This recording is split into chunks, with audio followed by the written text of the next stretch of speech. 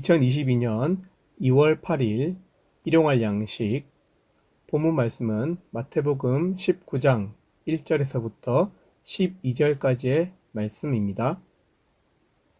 오늘 말씀에 보면 바리새인들이 예수를 시험하고자 하여 이혼의 문제에 대해서 질문해 오고 있습니다. 질문의 내용은 이렇습니다. 사람이 어떤 이유가 있으면 그 아내를 버리는 것이 옳으니까 어떤 이유로 이혼이 가능합니까? 하는 질문을 해오고 있습니다. 이 질문이 왜 예수님께 시험이 될까요? 먼저 유대 사회는 합법적으로 이혼이 가능한 사회였습니다.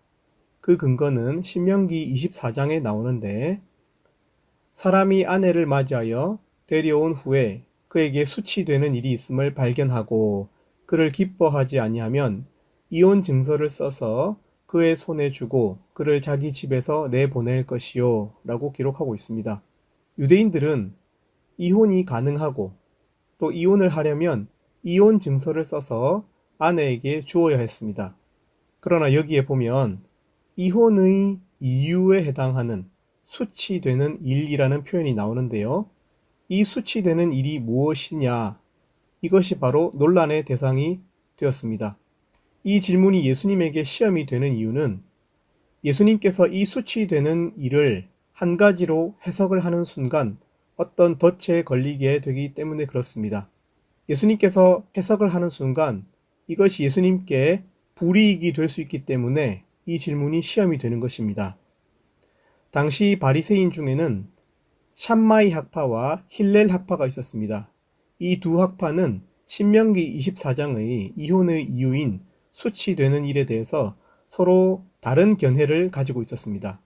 샴마이 학파는 수치되는 일은 엄격하게 간음이라고 해석하여서 이혼이 쉽지 않은 일로 해석을 하였고 힐렐 학파는 간음뿐 아니라 여러 다른 사소한 이유들로도 이혼이 가능하다고 해석하여서 비교적 이혼을 쉽게 할 수 있는 것으로 적용하였습니다. 그러니까 예수님께서 어떻게 해석을 하는 순간, 이 수치되는 일을 해석하는 순간 이혼에 관련된 두 학파의 어느 학파의 손을 들어주는 이혼에 관련된 정치적 입장이 생기게 되는 것입니다.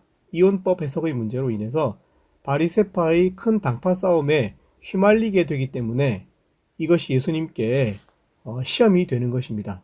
이혼법은 모세가 만들었습니다. 모세는 유대인들에게 인간 헌법 그 자체라고 할 수 있는 사람이었습니다. 절대적인 존재였습니다. 그러니까 모세도 이혼이 가능하다고 했기 때문에 이혼 가능성은 절대적 사실로 받아들이고 예수님은 다만 이 모세의 이혼법을 해석하는 입장에서 이혼이 어떤 이유에서 가능한지 대답해야만 했습니다. 예수님이 어떤 이유로 이혼이 가능하다고 하실까? 예수님은 수치되는 일을 어떻게 생각하실까? 이것이 이 질문에서 의도하고 있는 그런 것이었습니다. 그런데 예수님께서는 이렇게 말씀하십니다. 예수께서 대답하여 이르시되 사람을 지으신 이가 본래 그들을 남자와 여자로 지으시고 말씀하시기를 그러므로 사람이 그 부모를 떠나서 아내에게 합하여 그 둘이 한 몸이 될지니라 하신 것을 읽지 못하였느냐.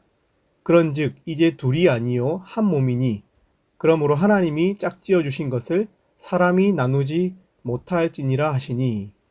예수님은 놀랍게도 이혼의 이유에 대해서 해석하는 이 신명기 이 말씀에 대해서 말씀하시지 않고 유대인들의 인간 헌법이라고 할 수 있는 모세도 허락한 이 이혼이 불가능한 것이다.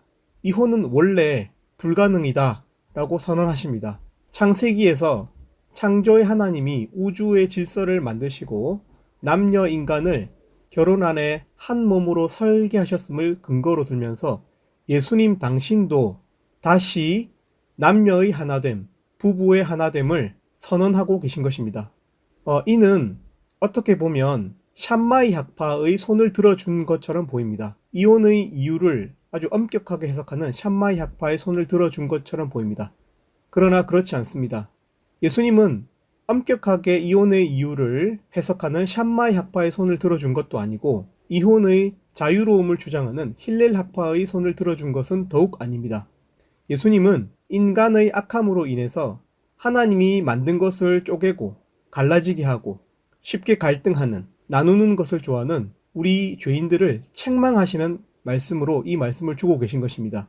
인간들은 하나님이 만드신 아름다운 창조의 원형들을 다 쪼개고 박살냅니다.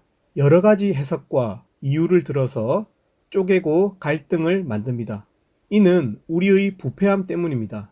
많은 이혼 가정들이 생기고 영혼의 아픔을 야기합니다.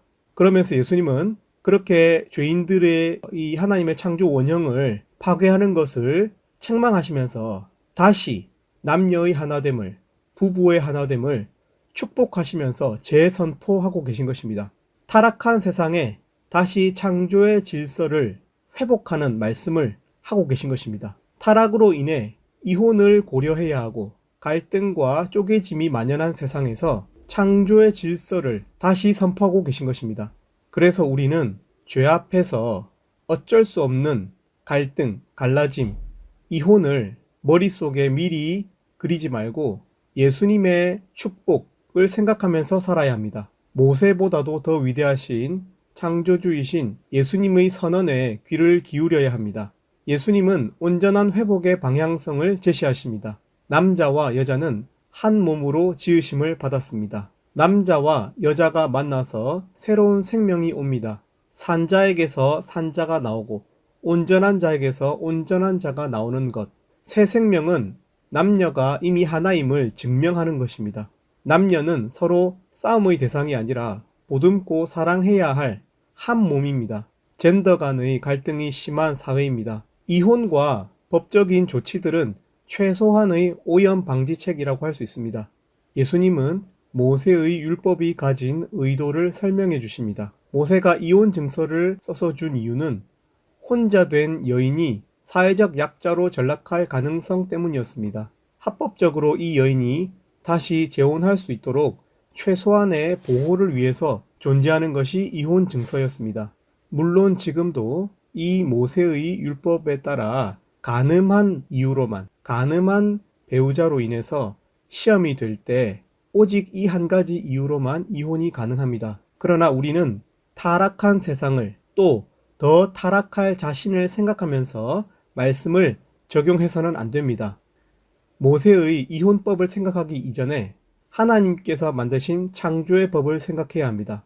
본래 하나님이 만드신 창조의 아름다움을 회복하는 더 높은 수준을 지향해 가야 합니다. 오염 방지책보다 더 중요한 것은 근원적인 하나님의 창조 원형 회복입니다. 창세기의 저자의 권위로 예수님이 말씀해 주십니다. 하나님이 짝지어 주신 것을 사람이 나누지 못할지니라. 오늘 하루 오염 방지책이 아니라 하나님이 본래 만드신 창조의 아름다움을 묵상하는 하루가 되었으면 좋겠습니다.